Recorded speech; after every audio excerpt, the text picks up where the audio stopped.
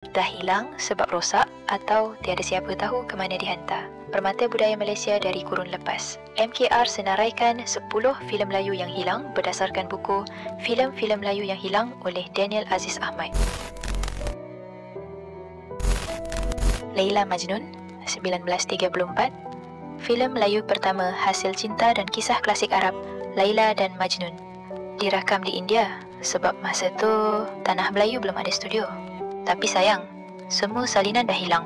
Hanya nama yang masih kekal dalam sejarah. Seruan Merdeka, 1947. Filem ni lahir dari semangat nak merdeka lepas zaman Jepun. Anak muda, kibaran bendera, kata-kata membakar jiwa. Tapi semua tu hilang tanpa rakaman sebenar. Yang tinggal cuma semangatnya. Cempaka, 1948.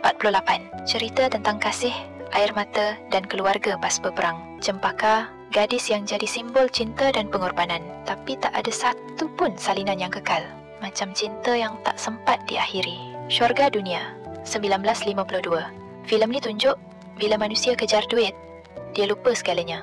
Rakaman dibuat di Jalan Ampas, Singapura. Tapi akhirnya, filem ni pun ribut macam tamak yang makan diri sendiri. Buluh Perindu, 1953. Legenda cinta dan buluh ajaib yang bisa menundukkan hati.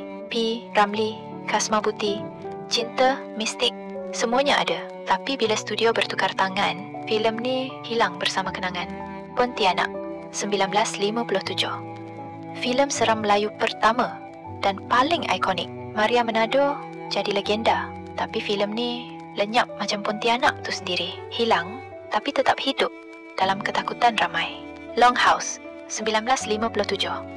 Filem tentang masyarakat Iban di Sarawak. Suasana hutan, budaya dan tradisi mereka semua dirakam.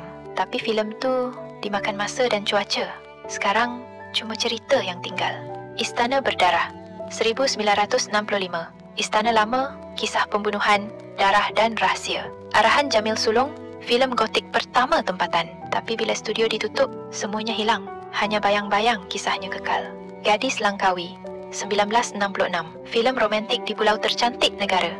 Langkawi, cinta, laut dan matahari terbenam. Tapi bila studio Merdeka tutup, keindahan tu lenyap bersama filemnya. Anakku Suamiku, 1972. Cerita tentang pengorbanan dan cinta luar batas. Seorang wanita kahwini anak tirinya demi maruah. Rekod ada, tapi salinan dah hilang. Macam cinta yang tak sempat dirakam semula.